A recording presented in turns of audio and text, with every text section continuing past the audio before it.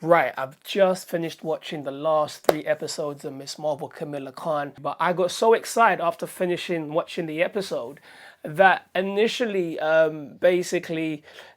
voice noted my friend basically on WhatsApp just to express my feeling and gratitude.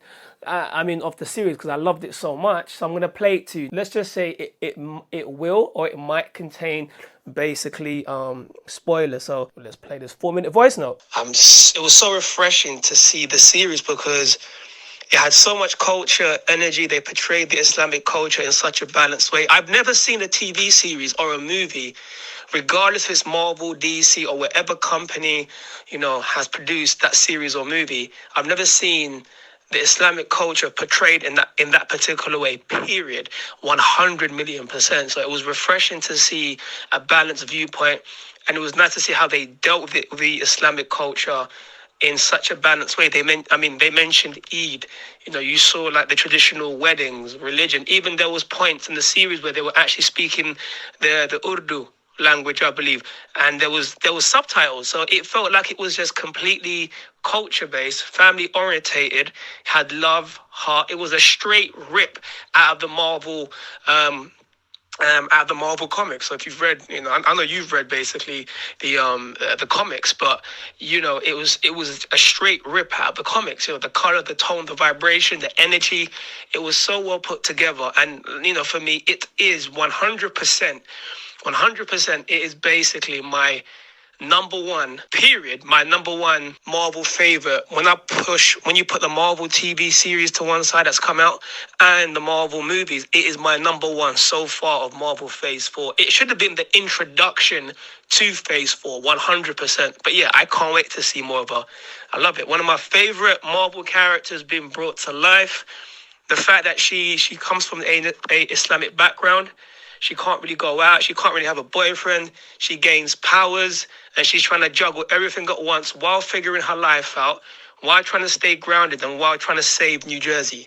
And it's so cool. I like the fact how they implemented family, friends. It was such a well put together series and I super loved it. 100 million quadrillion%. And it's just, as I was watching basically the series, right, it gave me the feeling and energy of the 10 plus years that we saw in the Marvel universe. I had that spark again. You saw that spark came out of me when I was like, yeah, it felt like the first time I was watching Thor, Iron Man, or the Avengers Assemble. It had that spark and energy that's been missing from these Marvel in regards to Phase 4. And yeah, it had that spark in it, and I look forward to seeing more of Miss Marvel, Camilla Khan, and blatantly, I look forward to seeing the Marvel bring out more of her comics. But that's my thoughts, man. I just literally watched it about 15 minutes ago, like I said, and it was just amazing. It was well put together, and it was the only, for me, it so far it's been the only Marvel series that has ended in the way that I felt it's complete. The previous Marvel movies, series on Disney Plus, they ended like, oh, I want to see more, or it's not complete in regards to the ending and so forth. But in this particular one, they ended it properly, and they gave you the post-credit scene initially that will lead of course, to the Marvels, or the next Captain America, the next Captain Marvel movie. But yeah, can't wait, excited. Miss Marvel, Camilla Khan, dope, amazing. I can't wait basically to see the next series or the next movie, and I hope she actually gets her own movie because she 100% literally deserves it. And the actress who plays Camilla Khan, forgot her name, dope. That was my initial thoughts on Miss Marvel, and I keep pronouncing her name right. It's Kamala Khan or Camilla Khan. Always get the pronunciations wrong, but it for me, like I said, it took me back 10 plus years to when I first started watching these Marvel movies, and the vibe, the energy, the drive, the humor, the light to dark, and the heartfelt energy is initially what I felt 10 plus years ago when I started watching these Marvel movies. If this was a movie, it would have been like a dope movie. I look forward to seeing what will come next from her and so forth. in regards to the extension of her storyline, but it was such a beautifully well done story. I mean, there was like more dialogue, more there was I think more dialogue and more storyline than action, but it literally just was well put together and it really was woven in beautifully. So that's my kind of initial thoughts on it. Really enjoyed it. Of course, I enjoyed the action, I enjoyed the effects, I enjoyed how powers come into life. I enjoyed how they incorporated, of course, the Islamic culture with the essence of course, with the jinns and so forth, and how they incorporated that basically into the Islamic religion and how they portrayed that basically into, of course, the series. But I loved it. It was so fun, so cool, so nice. It literally was, for me, it was a mind-blowing series, and it has to be, like I said, from that voice note, it is the number one for me in regards to Marvel Phase 4. And I never thought, pardon me, in a million years, that it literally would pan out this way. I never assumed that they could change, they could take Miss Marvel, the comic element, adjust it for the MCU and just make it just dope while still paying respect to the comics, to the energies of it, and it's just amazing. 100%. If you've watched this video this far, I guess the question is, what are your thoughts basically on Miss Marvel? Drop your comments down below. Yo, and I'm back.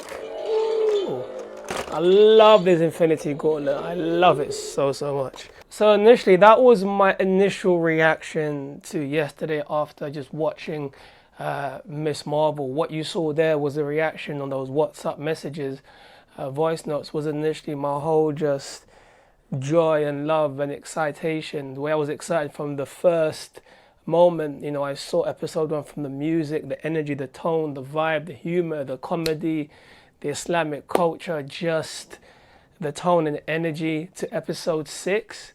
It really blew my mind as a series, and I really enjoyed it. From seeing episode 1 to episode 6, for me, it's like, as I got gassed, as you saw basically there, from speaking about, of course, the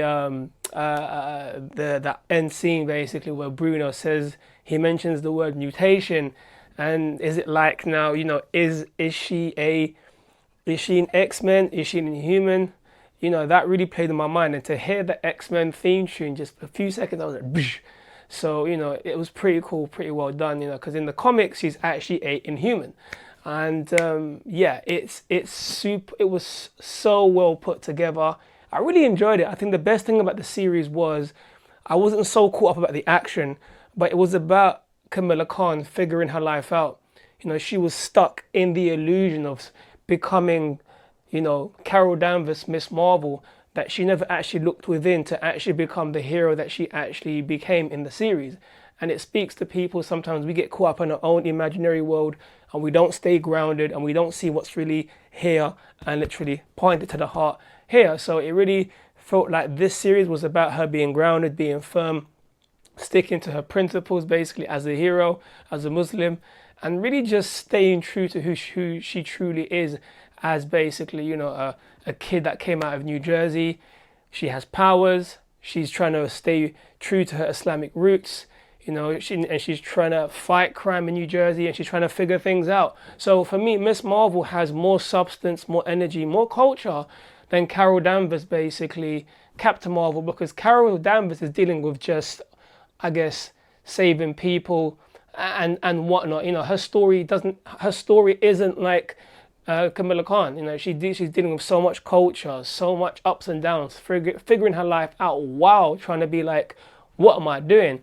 But it was pretty cool to also see that her friends, her friends were holding her down. She had the support from her family, which is kind of new and different, because I haven't seen that in the MCU where so much family and friends were the rubrics basically of molding a particular character within the MCU to give birth to this beautiful superhero. So it was really well put together, really well, nice, and I really enjoyed it from head to toe. When it ended, I was like, oh man, oh crap, it's gonna end. I never thought I would say this in a million years.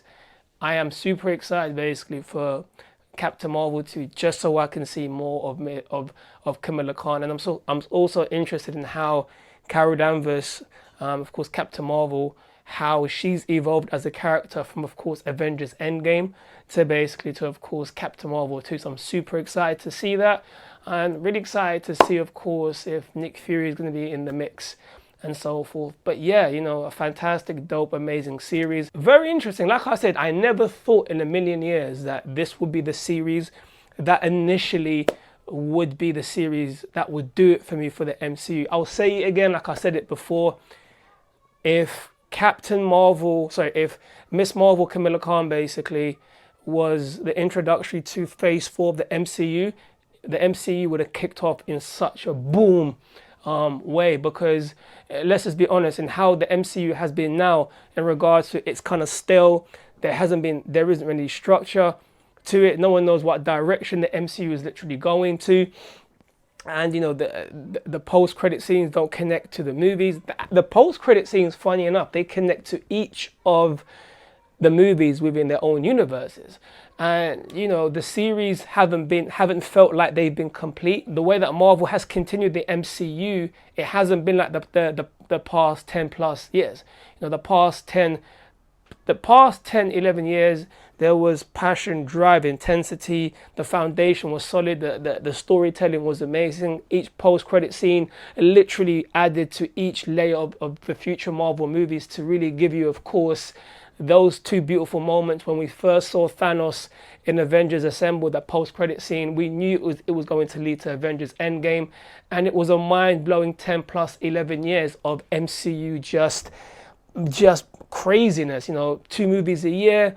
They gave you less, but gave you more. And it was such an amazing way of just really keeping the fans on their toes and on the hype. I mean, when you saw the last movie, the second movie of the year, you saw that post-credit scene, you was like, oh shit, what's going to happen? And you had to wait next year for that, and it just caused so much of a hype. Right now, you have too much from what I can see. Maybe Marvel superhero fatigue, possibly, in regards to they've given us too much TV series and 3 movies a year.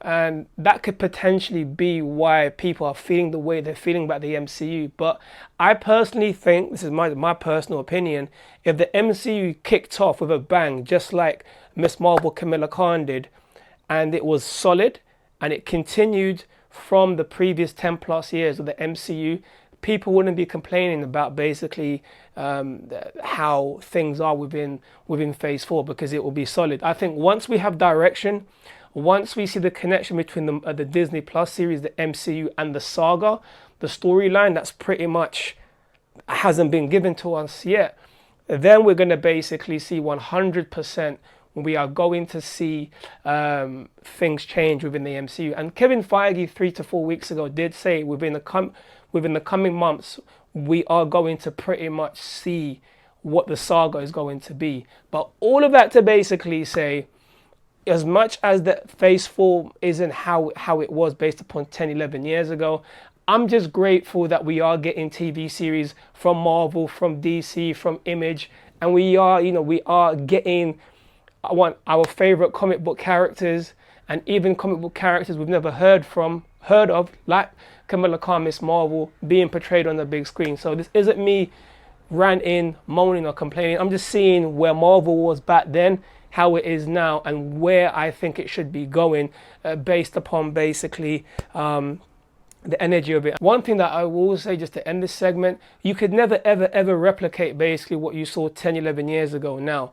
So certain fans who want that, it can't happen. You can never replicate the intensity, the hype, the surprises, the storytelling, the cameos, the foundation being built for 10, 11 years to give you Endgame. That could never be replicated ever again. You can take that essence, learn from it, and build, and make yourself a saga or a storyline, because there's so much stories you can tell. There's Secret Wars. You can do the introduction of the Skrulls, the introduction of Galactus, the Beyonder. I mean, there's the multiverse. There's so many facets of the MCU that still haven't been literally explained. Some of the fans, they love to moan and complain. So when Doctor Strange in the Multiverse of Madness came out, the main complaint about Doctor Strange in the Multiverse of Madness was there wasn't enough cameos. And people were moaning and complaining the fact that Tobey Maguire, Andrew Garfield, Tom Holland, Miles Morales, Deadpool, the X-Men, Ghost Rider, the Fantastic Four, who else? And everyone else basically wasn't in the movie. And of course, Iron Man, Superior Iron Man, Captain America, and the rest. You know, they were moaning and complaining based upon they had all these expectations of what they wanted to see within the multiverse, and not realizing that that's not how Marvel operates. If you remember, basically, the first time the multiverse got mentioned was within the first Doctor Strange movie. And then I believe it was Spider-Man Far Away From Home. And then, of course, you also saw that in the Guardians of the Multiverse. And then basically you fast forward, and I believe it was Doctor Strange in the Multiverse of Madness, if I'm not mistaken. Maybe I've got it wrong. But the point that I'm basically making is Marvel have seeded that particular event of the multiverse such a long time ago, and they're giving you trinkets and pieces and bite-sized pieces until you actually get the full story. Just like when you saw that post-credit scene from, of course, Avengers Assemble for Thanos, and then you had to wait, was it 10 years? All those years to see Thanos come down in Avengers, literally Endgame. And that was the completion of the story. So have patience, you know. Sometimes fans, they get way too excited and they start to complain. Oh, I need to see this. I want to see this. Why isn't this?